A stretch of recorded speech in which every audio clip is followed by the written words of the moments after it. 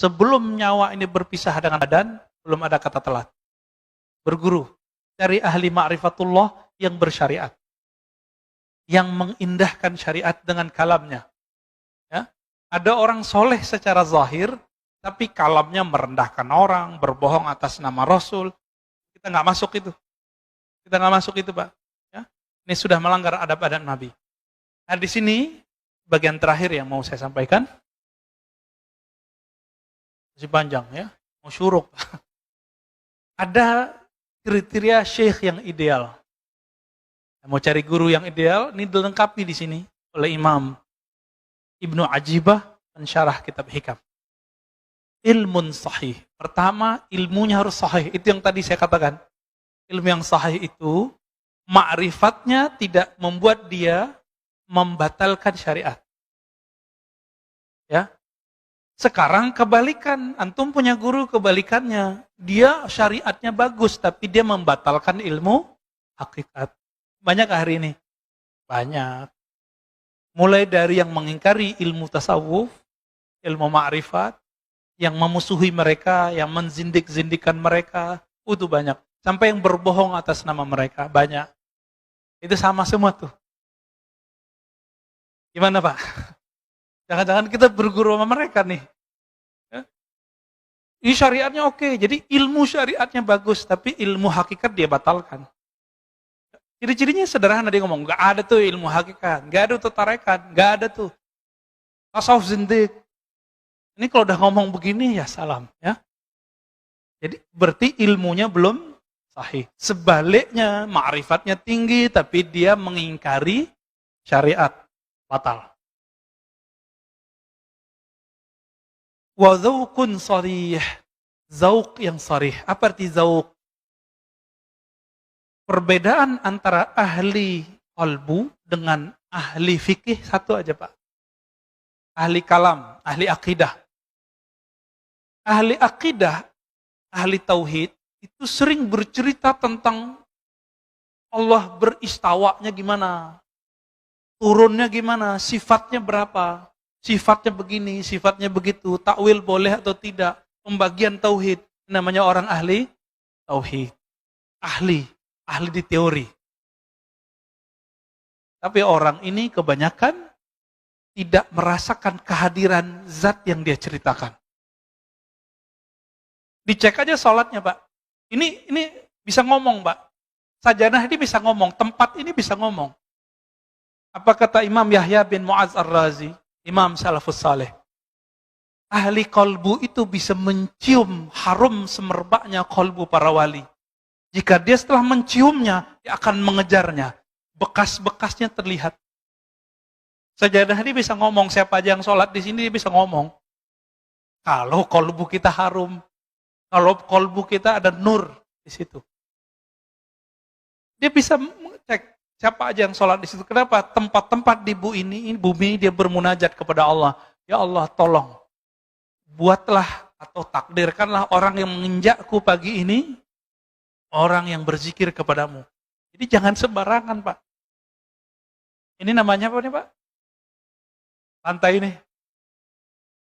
Batu apa namanya? Marmer. Batu marmer itu sebanyak ini batu marmer di dunia. Ada yang jadi istana, ada yang di rumah, ada yang jadi masjid. Itu enggak sembarangan Allah pilih. Itu si batu dulu pernah berdoa tuh. Karena batu itu ada spiritnya. Makanya Nabi ketika bersandar ke satu tiang, tiangnya menangis saat Nabi pindah ke mimbar. Kenapa? Di dalam tiang itu ada spirit yang Allah tiupkan juga di situ. Lalu Nabi ngomong, kamu pilih di surga. Kalau dia di surga, maka dia dikeluarkan spiritnya dari si kayu, dia dikembalikan ke spirit aslinya. Atau engkau tetap menjadi sandaran ke dunia. Baru diam, Pak. Jadi Nabi itu berbicara ke tiang, dan itu terdengar oleh sahabat-sahabat. Nangisnya tiang itu. Zauqun sarih, zauq yang sarih, zauq yang jelas. Perbedaannya cuma satu. Ahli kolbu merasakan Allah, sedangkan ahli akidah menteorikan Allah. Nah, di bab teori ini banyaklah orang salah menyalahkan. Ya. Seorang ustadz mengatakan apa? Akidah Asy'ariyah, orang belajar sifat 20 sesat. Banyak Pak. Alhamdulillah masjid ini beberapa tahun yang lalu sudah berhasil mengkat orang ini tidak ngajar lagi di sini. Tempat berjibaku juga ya. Alhamdulillah. Ya. Itu guru-guru Bapak semua di kampung dulu, kiai-kiai kita di kampung itu dianggap sesat sama dia. Dia minta ngaji di sini, tapi giliran pengajian kita dia nggak mau hadir. Ya kan? Nah, ini problem ini. Ini zauknya nggak sorry. Cerita tentang Allah, tapi nggak merasakan. Dalam sholatnya dia membayangkan dia mau ngomong apa. Menyiapkan materi mau diceramah apa. Orang-orang ini zauknya tidak sorry. Zauk yang sorry, lisannya membaca nama Allah, kalbunya merasakan yang punya nama. Disebut dengan zauk yang sorry. Jadi lisannya dibenarkan oleh kalbunya seiring dengan lisannya. Baru disebut zaukun sorry. Jadi nggak sandiwara. Ya banyak, saya udah ketemu banyak ahli zikir Pak, yang pura-pura nangis depan muridnya juga ada. Ya sebelum ketemu dia bahasa-bahasain dulu matanya. Kita lihat. Ya semenjak saat itu saya nggak mau lagi ikut kajian dia. Ya.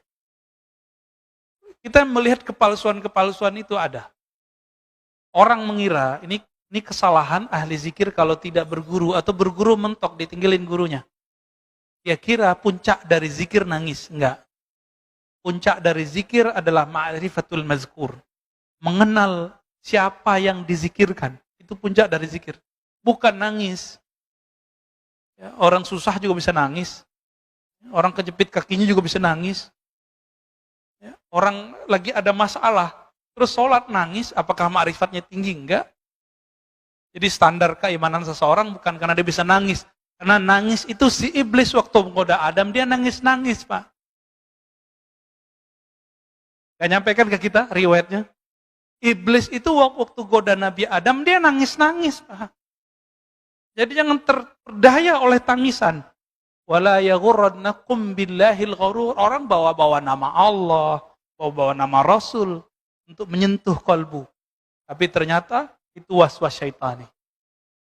Ciri-cirinya itu dia berbohong atas nama Rasul sallallahu alaihi wasallam.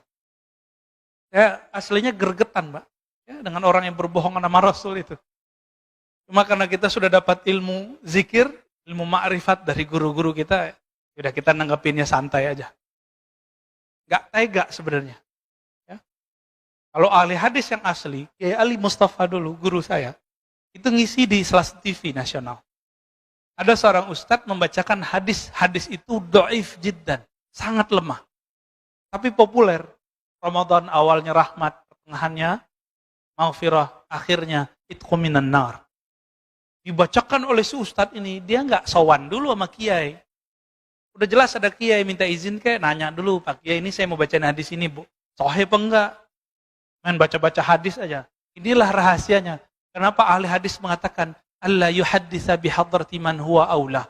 Jangan kamu menyampaikan satu hadis berceramah, memberikan motivasi di depan orang yang lebih utama darimu.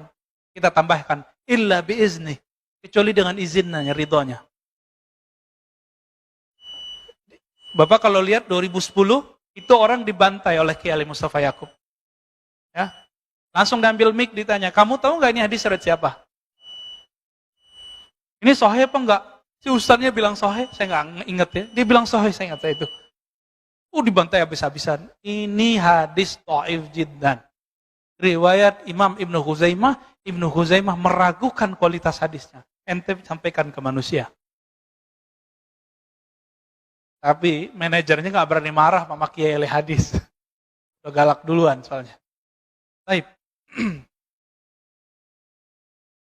Kemudian ada himmah aliyah. Si guru ini nggak boleh dia orangnya mudi. Tahu mudi nggak Pak? Mutan. Si guru ini karakter ketiganya semangatnya tinggi. Langsung sampai kepada Allah. Ciri-ciri orang begini, dia ini hatinya sensitif, tapi dia mengalah dengan hati yang sensitif itu untuk kepentingan jamaah muridnya. Jadi biarlah saya makan hati, yang penting jamaah saya nyampe kepada Allah. Bukan malah ngibulin jamaah. Ya. Dia mau berkorban untuk muridnya, berdoa untuk muridnya, siang malam dia mendoakan muridnya, melebihi dia mendoakan anaknya sendiri. Ini yang disebut himmah aliyah. Udah ketemu belum Pak guru begini? Mendoakan murid tiap hari. Orang tua aja cuma doain anaknya, biar dapat rezeki yang banyak. Mana orang tua berdoa, ya Allah, kumpulkan kami bersama keluarga kami, anak-anak kami di surga. Lapangkan rezekinya, masukkan dia ke surga. Jarang kan yang doa begitu? Rata-rata berizki. Kayaknya hidup rezeki doang. Kalau guru lebih dari itu. Guru mendoakan, ya Allah mudahkan hidup murid-muridku. Kumpulkan kami bersama nabimu di surga. Guru Pak. Ini yang disebut himmah aliyah. Himmahnya gak cetek. Ya? Maka guru begini, dia punya akses syafaat. Walaupun dia tidak bisa memberi syafaat secara mutlak, dia harus dapat izin dulu dari Nabi Muhammad SAW. Ya. Wahalatun mardiyah. Nah, kondisi orang ini, kondisi itu ada dua. Kondisi rohani, kondisi fisik. Kondisi di sini adalah kondisi rohani. Qalbunya hanya berisikan nama Allah, ma'rifatullah, bukan dunia. Ini yang disebut hal. Hal artinya perubahan-perubahan. Keadaan dia kalau berubah dari Allah, Rasul, Allah, Rasul, Allah, Rasul, udah gitu aja. Cintanya cinta Allah, cintanya cinta Rasul. Ya. Kalau sudah ketemu orang begini, Bapak ambil ilmu dari dia. Karena apa? Karena dialah yang disebut al-mursyid al-kamil. Mursyid yang ideal. Yang pertama apa tadi? Ilmunya sahih. Syariat, tarekat, hakikat, ma'rifat. Tidak boleh bertentangan. Yang kedua, apa yang kedua? Zaukun sarih. Dia lahir batinnya sama. Jadi lisannya dibenarkan kolbunya, kolbunya dibenarkan lisannya. Yang ketiga,